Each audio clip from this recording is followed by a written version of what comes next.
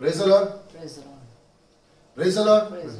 ಕರ್ತನಾಮಕ್ಕೆ ಮಹಿಮೆ ಉಂಟಾಗಲಿ. ಪ್ರಿಯ ದೇವ ಜನರೇ, ನಮ್ಮ ಜೀವಿತದಲ್ಲಿ ದೇವರಾದ ಕರ್ತನು ನಾವು ಬೇಡುವುದಕ್ಕಿಂತಲೂ ನಾವು ಯೋಚಿಸುವುದಕ್ಕಿಂತಲೂ ಮಿಗಿಲಾದದನ್ನು ನಮ್ಮ ದೇವರಾದ ಕರ್ತನು ಕೊಡಲು ಶಕ್ತನಾಗಿದ್ದಾನೆ. ಯಾಕಂದ್ರೆ ನಮ್ಮ ಜೀವಿತದಲ್ಲಿ ನಮ್ಮ ದೇವರು ಯಾವಾಗಲೂ ಒಳ್ಳೆಯವನಾಗಿದ್ದಾನೆ. ನಿಜವಾಗಿ ನಮ್ಮ ದೇವರು ನಮ್ಮ ಜೀವಿತದಲ್ಲಿ ಒಳ್ಳೆಯವನಾಗಿರುವುದನ್ನು ನಾವು ಅನುಭವವಾಗಿ ನಾವು ನೋಡಿದ್ದೇವ. ನಿಜವಾಗಿಯೂ ನಾವು ಬೇಡಿದಂತ ವೇಳೆಯಲ್ಲಿ ನಮ್ಮ ಜೀವಿತದಲ್ಲಿ ದೇವರಾದ ಕರ್ತನು ಸದುತ್ತರವನ್ನು ಕೊಟ್ಟಂತ ವೇಳೆಯಲ್ಲಿ ನಮಗೆ ಎಷ್ಟೋ ಸಂತೋಷವಾಗ್ತದೆ. ಒಂದು ವೇಳೆ ನಾವು ಪ್ರಾರ್ಥಿಸಿ ನಮಗೆ ಉತ್ತರ ಬರದೇ ಇದ್ದಂತ ವೇಳೆಯಲ್ಲಿ ನಾನು ಪ್ರೇಯರ್ ಮಾಡಿದೆ, ಯಾಕೆ ನನ್ನ ಜೀವಿತದಲ್ಲಿ ಇನ್ನೂ ಕೂಡ ದೇವರು ಉತ್ತರ ಕೊಡ್ತಾ ಇಲ್ಲ, ನನ್ನ ಪ್ರಾರ್ಥನೆ ದೇವರಿಗೆ ಕೇಳ್ತಾ ಇಲ್ವಾ ಎಂಬುದಾಗಿ. ಆದರೆ ಪ್ರಿಯರೇ, ನಾವು ಮಾಡುವಂತ ಪ್ರಾರ್ಥನೆ, ಈಗ ಒಂದು ಉದಾಹರಣೆ ನಾವು ನೋಡುವುದಾದರೆ, ಒಂದು ನಿರ್ದಿಷ್ಟವಾದ ನೀವು ಒಂದು ಕೆಲಸ ಕಾರ್ಯಗಳಿಗಾಗ್ಲಿ, ಒಂದು ಸ್ಕೂಲಿಗಾಗ್ಲಿ, ಒಂದು ಕಾಲೇಜಿಗಾಗ್ಲಿ, ಒಂದು ಕೆಲಸ ಕಾರ್ಯದ ನಿಮಿತ್ತವಾಗಿ ನೀವು ಹೋಗಬೇಕಾದಂತ ವೇಯಲ್ಲಿ ನೀವು ಹೋದ್ರೆ ರೈಟ್ ಆದ ಆ ಪ್ಲೇಸಿಗೆ ನೀವು ತಲುಪ್ತೀರಾ. ರೈಟ್ ಆದ ಪ್ಲೇಸಿಗೆ ನೀವು ತಲುಪಬೇಕಾದ್ರೆ ಆ ಕಡೆಯಿಂದ ಈ ಕಡೆಯಿಂದ ಯಾವ ಕಡೆಯಿಂದ ಹೋದ್ರೆ ರೈಟ್ ಆದ ಸಮಯದಲ್ಲಿ ಹೋಗ್ಲಿಕ್ಕೆ ಆಗಲ್ಲ. ಅದೇ ರೀತಿಯಾಗಿ ಪ್ರಾರ್ಥನೆ ಎಂಬುದಾಗಿ ನೋಡಿದಾದ್ರೆ ಅದೊಂದು ವೇ ಆಗಿದೆ.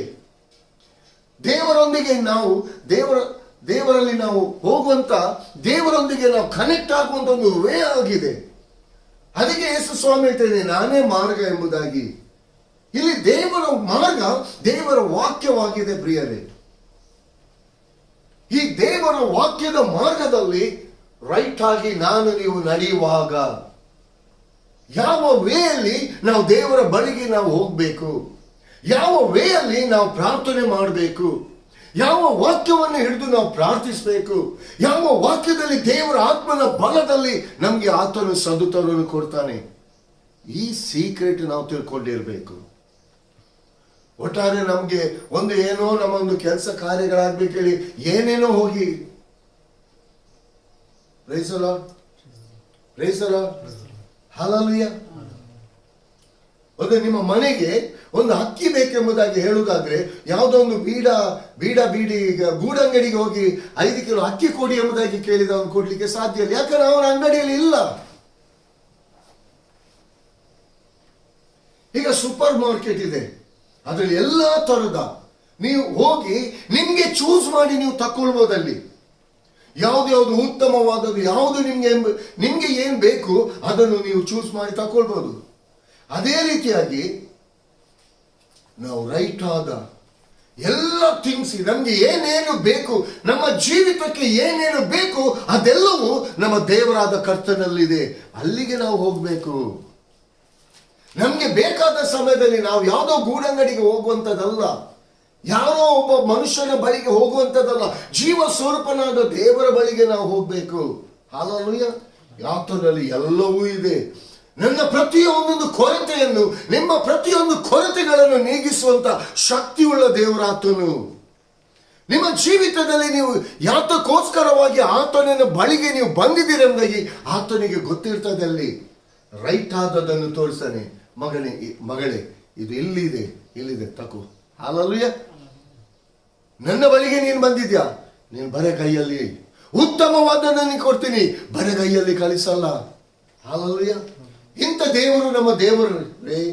ಅದಕ್ಕೋಸ್ಕರವಾಗಿ ತನ್ನ ಪ್ರಾಣವನ್ನೇ ಆ ಕಲ್ವಾರಿ ಶಿಲುಬೆಯಲ್ಲಿ ತಂದೆಯಾದ ದೇವರ ಹಸ್ತಕ್ಕೆ ಒಪ್ಪಿಸಿಕೊಟ್ಟು ನಿನ್ನ ಜೀವಿತ ಶಾಪವಾದಂತ ಜೀವಿತವನ್ನು ಆಶೀರ್ವಾದಕ್ಕೋಸ್ಕರವಾಗಿ, ಹಲ್ಲೆಲೂಯಾ, ನಮ್ಮ ಜೀವಿತದಲ್ಲಿ ನಾವು ಏನನ್ನು ಕಳ್ಕೊಂಡಿರೋ ಅದರ ಮೂಲಕ ದೇವರ ಆತ್ಮನ ಮೂಲಕ ನಾವು ಹೊಂದಿಕೊಳ್ಳುವುದಕ್ಕಾಗಿ ಆತನು ಎಲ್ಲವನ್ನ ಅಲ್ಲಿ ಮಾಡಿ ಮುಗಿಸಿದ್ದಾನೆ.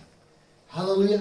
ಅದಕ್ಕೋಸ್ಕರ ಇಂದಿನ ದಿನದಲ್ಲಿ ಪ್ರಿಯ ದೇವ ಜನರೇ, ದೇವರ ವಾಕ್ಯವು ಫಿಲಿಪಿಯವರಿಗೆ ಬರೆದ ಪತ್ರಿಕೆ 4ನೇ ಸಂಧಿ 13ನೇ ವಚನ, ಅದೇ ವಚನದಲ್ಲಿ ಕೆಳಗೆ ಬರುವಾಗ 19ನೇ ವಚನವನ್ನು ಕೂಡ ನಾವು ಧ್ಯಾನ ಮಾಡೋಣ.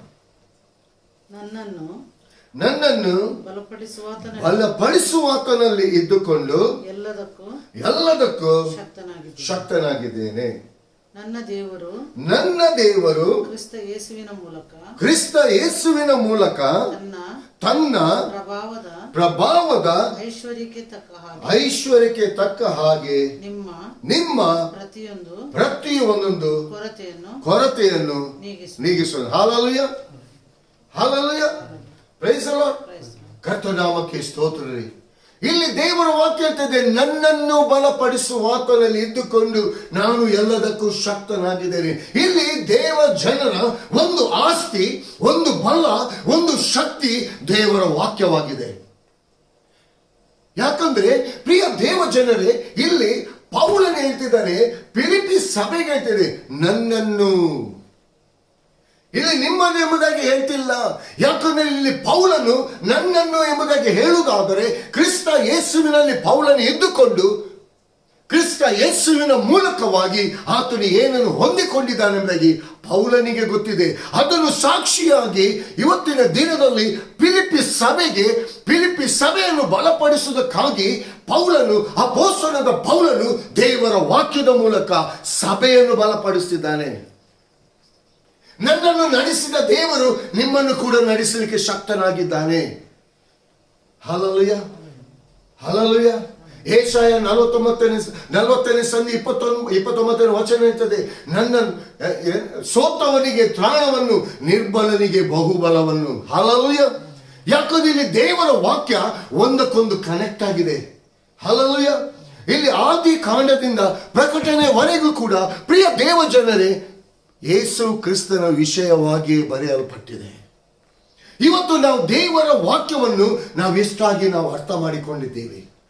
ದೇವರ ವಾಕ್ಯವನ್ನು ನಾವು ಧ್ಯಾನ ಮಾಡುವಾಗ ದೇವರ ವಾಕ್ಯದಲ್ಲಿರುವಂಥ ರಹಸ್ಯ, ದೇವರ ವಾಕ್ಯದಲ್ಲಿರುವಂಥ ಮಹಿಮೆ, ದೇವರ ವಾಕ್ಯದಲ್ಲಿರುವಂಥ ಪ್ರಭಾವ, ಈ ಲೋಕದಲ್ಲಿ ನೀವು ಎಲ್ಲಿ ಹೋದ್ರೂ ಕೂಡ ಆ ಕಾರ್ಯವನ್ನು ತಿಳ್ಕೊಳ್ಳಿಕ್ಕೆ ಸಾಧ್ಯ ಇಲ್ಲ. ದೇವರ ಆತ್ಮನಲ್ಲಿ ನೀವು ಇದ್ದುಕೊಂಡು ನಿಮ್ಮ ಜೀವಿತದಲ್ಲಿ ನೀವು ಯಾವ ವಿಷಯದಲ್ಲಿ ನಾನು ಸೋತು ಹೋಗಿದ್ದೇನೆ, ನಾನು ಎಲ್ಲವನ್ನು ಕಳ್ಕೊಂಡೆ, ನಾನು ಅವರನ್ನು ನಂಬಿ ಹೋದೆ, ನಾನು ಇವರನ್ನು ನಂಬಿ ಹೋದೆ, ಅವರು ಸಹಾಯ ಮಾಡ್ತಾರೆ, ಇವರು ಸಹಾಯ ಮಾಡ್ತಾರೆ, ನಿಜವಾಗಿ ಅವರನ್ನು ಆಪ್ತರು, ನನ್ನ ಜೀವಿತದಲ್ಲಿ ಜೀವಕ್ಕೆ ಜೀವ ಕೊಡುವರು ಎಂಬುದಾಗಿ ಅನೇಕ ಜನರು ಹೇಳ್ತಾರೆ. ಆದರೆ ಪ್ರಿಯ ದೇವ ಜನರೇ, ನಿಮ್ಮ ಕಷ್ಟಗಳು ಬರುವಾಗ, ನೀವು ನೋವಿನಲ್ಲಿ ಇರುವಾಗ, ನೀವು ಅವಮಾನದಲ್ಲಿ ಇರುವಾಗ, ನೀವು ರೋಗದ ಬಾಧೆಯಲ್ಲಿ ಇರುವಾಗ, ನಿಜವಾದ ಮನುಷ್ಯನ ಪ್ರೀತಿ, ನೀವು ಯಾರನ್ನು ನಂಬಿ ಇರ್ತೀರಾ, ಯಾರ ಮೇಲೆ ನಂಬಿಕೆಯನ್ನು ಇಟ್ಟಿರ್ತೀರಾ, ಯಾರ ಮೇಲೆ ಫುಲ್ ಆಗಿ ನೀವು ಡಿಪೆಂಡ್ ಆಗಿರ್ತೀರಾ, ಅವರ ನಿಜವಾದ ಪ್ರೀತಿ ಆ ಸಮಯದಲ್ಲಿ ಹೊರಗೆ ಬರ್ತದೆ. ಪ್ರಿಯ ದೇವಜನರೇ, ನಿಮ್ಮಲ್ಲಿ ಎಲ್ಲವೂ ಇರುವಾಗ, ನೀವೆಲ್ಲದರಲ್ಲಿ ಸರಿಯಾಗಿರುವಾಗ ಯಾವುದು ಕೂಡ ಬೆಳಕಿಗೆ ಬರಲ್ಲ.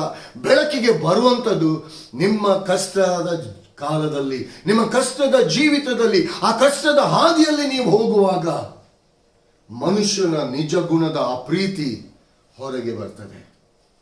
ಆಗ ಗೊತ್ತಾಗ್ತದೆ, ಓ, ಇವರನ್ನು ನಾನು ಇಷ್ಟು ಆಪ್ತರೆಂಬುದಾಗಿ ಹೇಳಿದೆನಾ?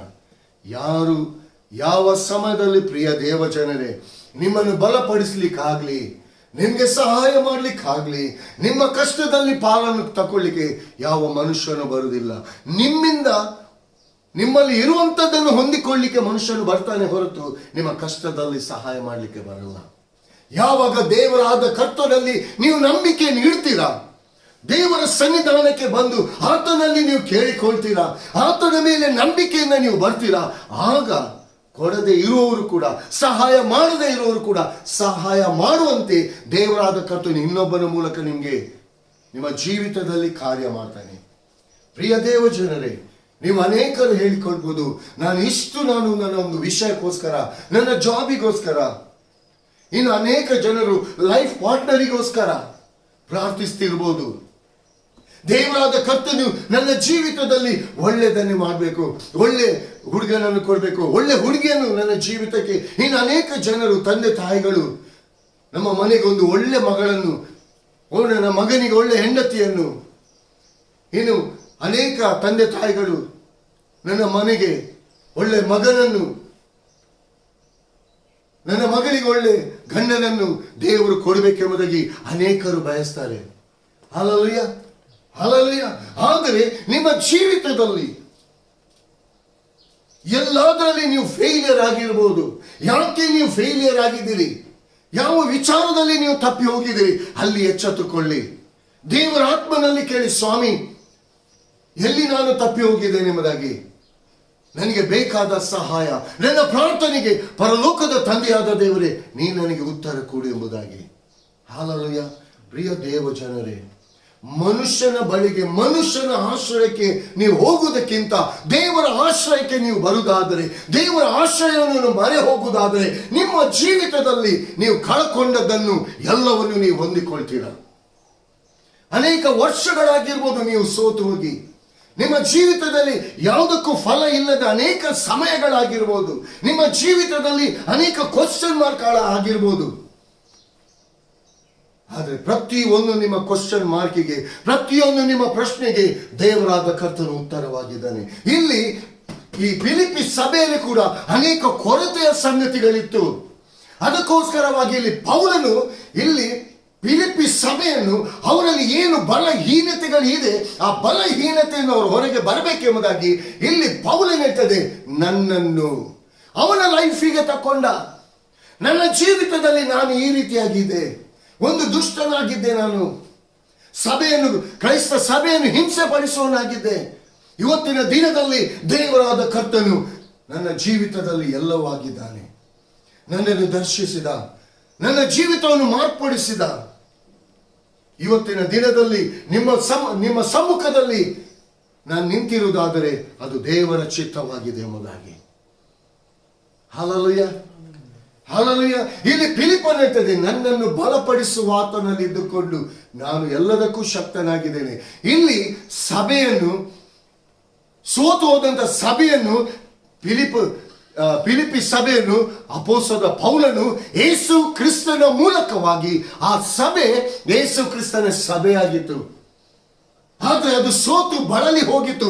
ಆ ಸಭೆಯನ್ನು ಎನ್ಕರೇಜ್ ಮಾಡೋಕ್ಕೋಸ್ಕರ, ಆ ಸಭೆಯನ್ನು ಬಲಪಡಿಸೋದಕ್ಕೋಸ್ಕರ, ಆ ಸಭೆ ಏನನ್ನು ಕಳಕೊಂಡಿದೆ ಎಂಬುದಾಗಿ ಹೇಳಿಕೊಂಡಿದ್ದ ಅದನ್ನು ಹೊಂದಿಕೊಳ್ಳುವುದಕ್ಕೋಸ್ಕರ ಕ್ರಿಸ್ತ ಯೇಸುವಿನ ಮೂಲಕವಾಗಿ ಆ ಸಭೆಯನ್ನು ಬಲಪಡಿಸ್ತಾ ಇದೆ.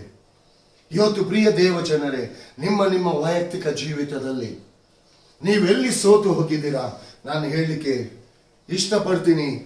ನನ್ನನ್ನು ಯಾವ ರೀತಿ ನನ್ನ ದೇವರು ನನ್ನನ್ನು ಬಲಪಡಿಸಿದಾನ, ನನ್ನನ್ನು ನಡೆಸಿದಾನ, ನನ್ನನ್ನು ಉದ್ಧರಿಸಿದಾನ, ಅದು ನನಗೆ ಗೊತ್ತಿದೆ.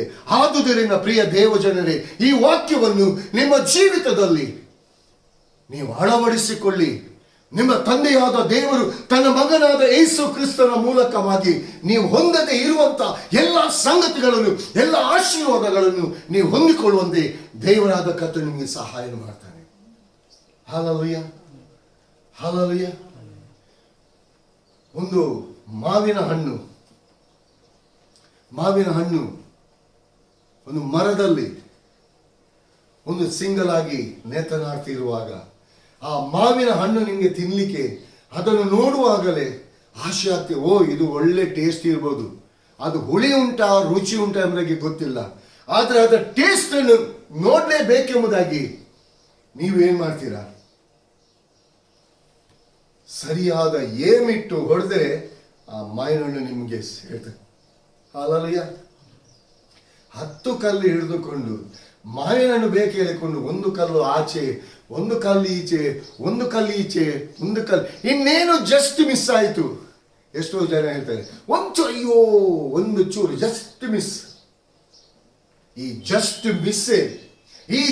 ಮಿಸ್ಸೇ ನಿಮ್ಮ ಜೀವಿತದಲ್ಲಿ ಅನೇಕ ರೀತಿಯಲ್ಲಿ, ಅನೇಕ ನಿಮ್ಮ ಹಾದಿಯಿಂದ ತಪ್ಪಿಸುವಂತದ್ದಾಗಿದೆ.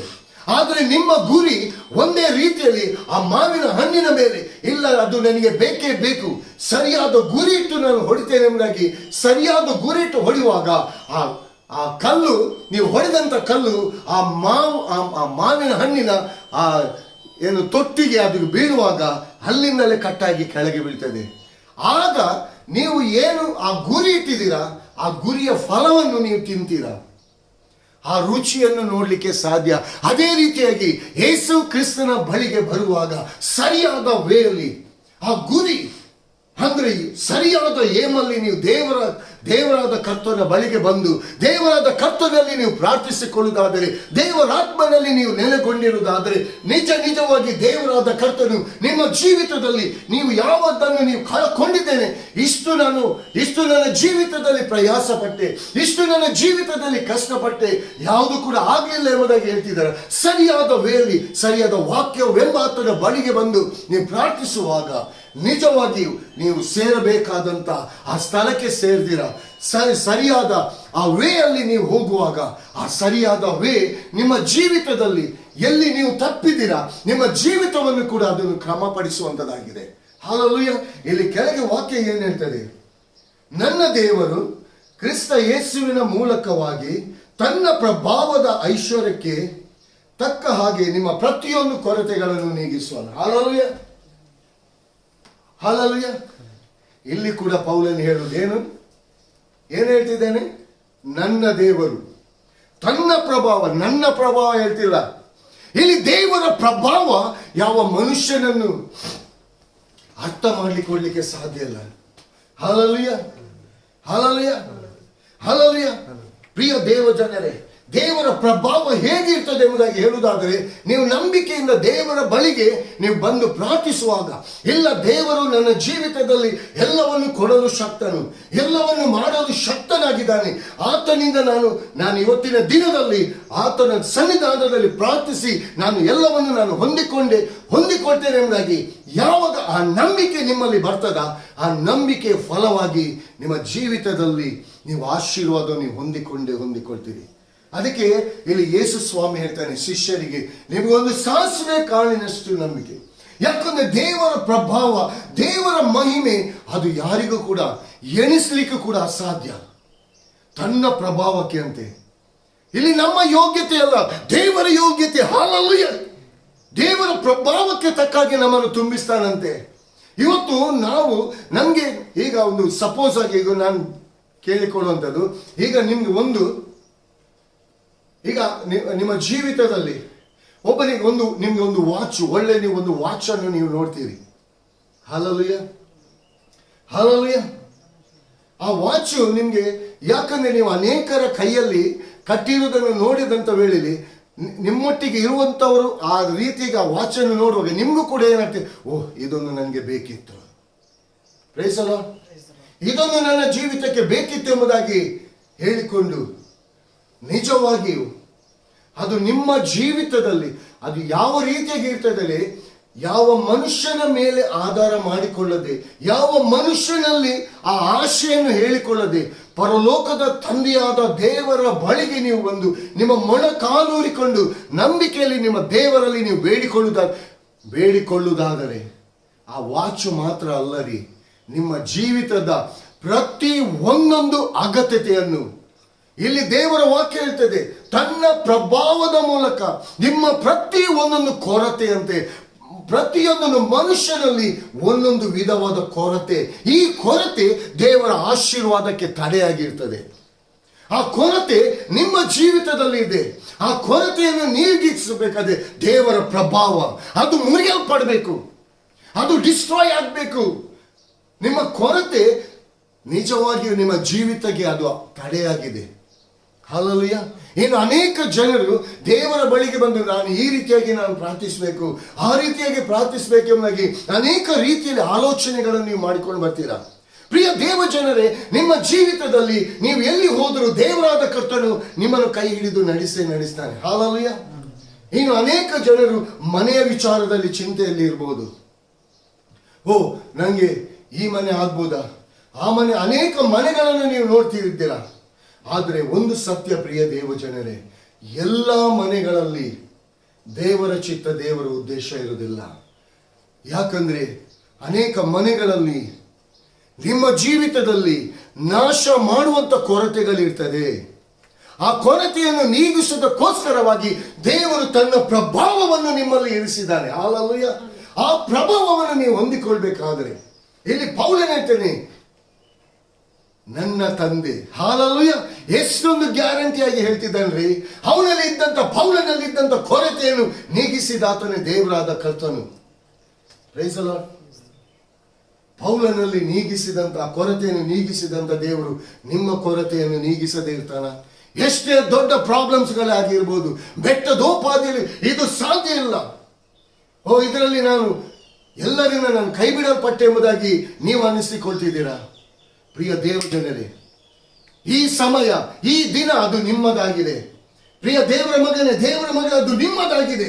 ಈ ಸಮಯವನ್ನು ದೇವರ ಆತ್ಮನಲ್ಲಿ ಇದ್ದುಕೊಂಡು ಉಪಯೋಗಿಸಿ ಸದುಪಯೋಗಪಡಿಸಿಕೊಳ್ಳಿ.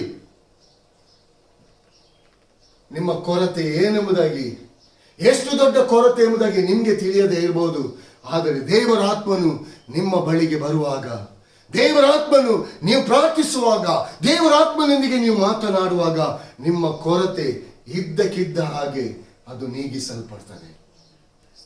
ಇದ್ದಕ್ಕಿದ್ದ ಹಾಗೆ ಆ ಕೊರತೆ ನೀಗಿಸಲ್ಪಡ್ತದೆ. ಪ್ರಿಯರೇ, ನಿಮ್ಗೆ ಆಶ್ಚರ್ಯ ಆಗಿರ್ಬೋದು, ನಾನು ಇಷ್ಟು ದಿನ, ಇಷ್ಟು ವರ್ಷ ನಾನು ಪ್ರಯಾಸ ಪಟ್ಟೆ, ಇಷ್ಟು ಕಷ್ಟಪಟ್ಟೆ, ಈ ಒಂದು ಕ್ಷಣದಲ್ಲಿ ದೇವರ ಅದ್ಭುತ ಮಾಡಿದಲ್ಲ. ಹಲ್ಲೆಲೂಯಾ. ಯಾಕಂದ್ರೆ ನಿಮಗೆ ರೈಟ್ ಆದ ವೇ ಗೊತ್ತಿಲ್ಲದೆ ಇರುವುದರಿಂದ ಆ ಕೊರತೆ ನಿಮ್ಮನ್ನ ಡಾಮಿನೇಟ್ ಮಾಡ್ತಿತ್ತು. ಆ ಕೊರತೆ, ಆ ಶಾಪ ನಿಮ್ಮನ್ನು ಡಾಮಿನೇಟ್ ಮಾಡ್ತಿತ್ತು. ಆದರೆ ಯಾವಾಗ ಆ ಪ್ರಭಾವವುಳ್ಳ ದೇವರು ನಿಮ್ಮ ಜೀವಿತದಲ್ಲಿ ಎಂಟ್ರಾದನ, ನಿಮ್ಮ ಜೀವಿತಕ್ಕೆ ಪ್ರವೇಶಿಸಿದನ, ನಿಮ್ಮಲ್ಲಿದ್ದಂಥ ಕೊರತೆ, ಹಲ್ಲೆಲೂಯಾ, ನಿಮ್ಮಲ್ಲಿದ್ದಂಥ ಕೊರತೆ ಅದು ನೀಗಿಸಲ್ಪಟ್ಟಿತು. ಪ್ರಿಯರೇ, ಹಲ್ಲೆಲೂಯಾ. ನಿಮ್ಮ ಜೀವಿತವನ್ನು ನಾಶ ಮಾಡಬೇಕೆಂಬುದಾಗಿ ಸೈತಾನನು ಗರ್ಜಿಸೋ ಸಿಂಹದೋಪಾದಿಯಲ್ಲಿ ಯಾರನ್ನು ನುಂಗಲಿ ಎಂಬುದಾಗಿ ಕಾಯ್ತಿರ್ತಾನೆ. ಪ್ರಿಯರೇ, ಅದಕ್ಕೆ ಅವಕಾಶ ಕೊಡ್ಲಿಕ್ಕೆ ಹೋಗಬೇಡಿ. ಇಲ್ಲಿ ಪೌಲನು ಸ್ಪಷ್ಟವಾಗಿ ಹೇಳ್ತದೆ, ನನ್ನ ದೇವರು ತನ್ನ ಪ್ರಭಾವಕ್ಕೆ, ತನ್ನ ಪ್ರಭಾವದ ಐಶ್ವರ್ಯದಿಂದ ಇವತ್ತು ನಮ್ಮ ಪ್ರತಿಯೊಂದು ಕೊರತೆಯನ್ನು ನೀಗಿಸ್ತಾನೆ ಎಂಬುದಾಗಿ ದೇವರ ವಾಕ್ಯ ಹೇಳ್ತದೆ. ಪ್ರಿಯ ದೇವಜನರೇ, ದೇವರ ವಾಕ್ಯ ಸುಳ್ಳಾಗಿರುವುದಿಲ್ಲ. ದೇವರು ತನ್ನ ವಾಕ್ಯದ ಮೂಲಕ ಮಾತನ್ನು ಕೊಟ್ಟಿದ್ದಾನ, ಅದನ್ನು ನೆರವೇರಿಸ್ತಾನೆ.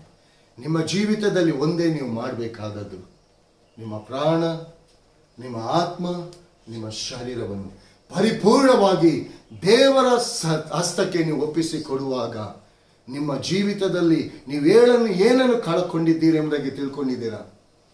ಎಲ್ಲವೂ ನನ್ನ ಕೈ ಮೀರಿ ಹೋಯಿತು, ಇನ್ನು ನನ್ನ ಜೀವಿತ ಕಟ್ಟಲಿಕ್ಕೆ ಯಾರಿಂದಲೂ ಸಾಧ್ಯ ಇಲ್ಲ, ನಾನು ಸೋತು ಹೋದೆ, ಇನ್ನು ನನ್ನ ಜೀವಿತ, ನನಗೆ ಲೈಫ್ ಬೇಡ ಎಂಬುದಾಗಿ ನೀವು ತಿಳ್ಕೊಂಡಿದ್ದೀರಾ. ನಿಮಗೊಂದು ಲೈಫನ್ನು ದೇವರು ಇಟ್ಟಿದ್ದಾನೆ.